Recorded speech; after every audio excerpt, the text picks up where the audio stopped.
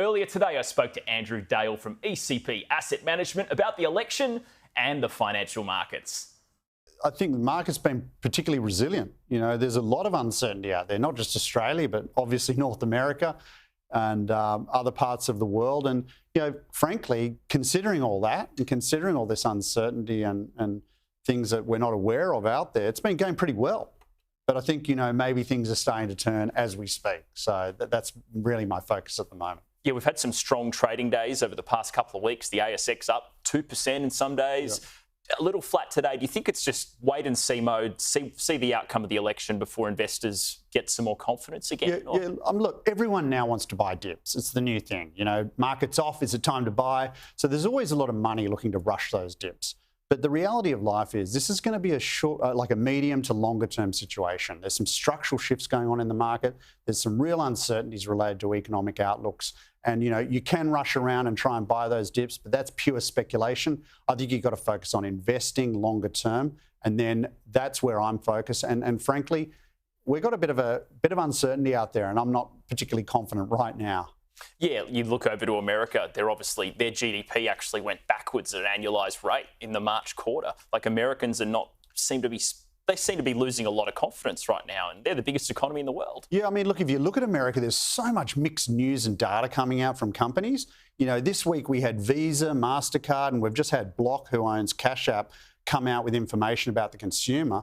Visa's saying things are fine, MasterCard's saying fine, but maybe a bit weak, and Cash App today's had a bit of a downgrade to their outlook. And they're probably the one that I'm most focused on. They're a bit more focused on lower end consumer, so sort of the real economy. And I would have to say that anyone that's confident that the economy in the US is just plain sailing is kidding themselves. I think we're in for some real difficult data coming out over the next few weeks. And, I'd be positioning myself really cautiously as a result. Yeah, Cash App obviously does buy now, pay later. Yep. What does that mean for, the likes of Zip here on our market? Are they going to be potentially in trouble? Well, look, Cash App is a very heavily focused on North America. So firstly, when we look at the impacts that they're having in their business, you've got to think a little bit more North American focused. I think when you look at Australia, consumer confidence has been lower and weak, but it's been a bit resilient. So the likes of domestic plays are probably a little bit better placed, but in my view, that's lagging.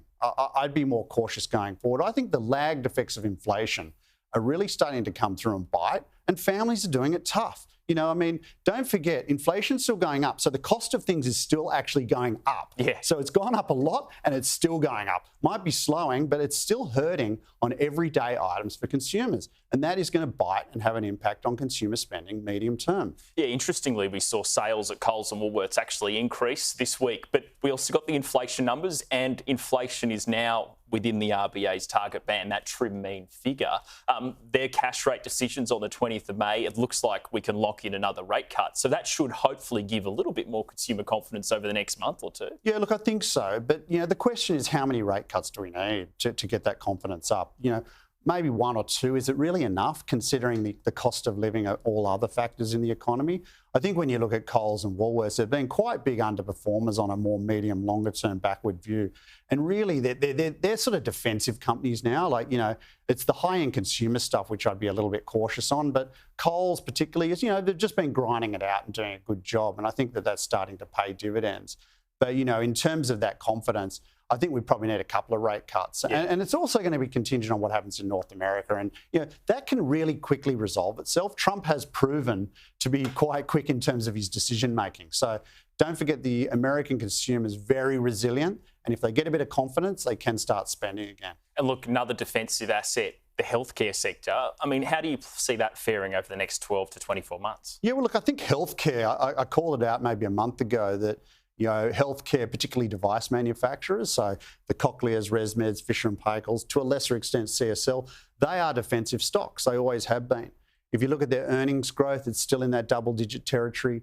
They've all got really high market shares in the categories they operate in. Their end demand is not influenced by macro. The tariffs appear to be they're probably going to sidestep all that because they do get exemptions. CSL, a few question marks over some of their exposures. But frankly, in a market where there's a lot of uncertainty, I really like those names. The question will be, however, if the market were to reverse and start to rally, Do healthcare get left behind? It's possible. But I don't think that's going to happen at this stage. So I think defensively playing into a ResMed, which had a really good result last week, or a Cochlear or a Fish and Pile, that's a really good place to hide at the moment. Andrew Dale, great to chat. Thanks very much, Ed.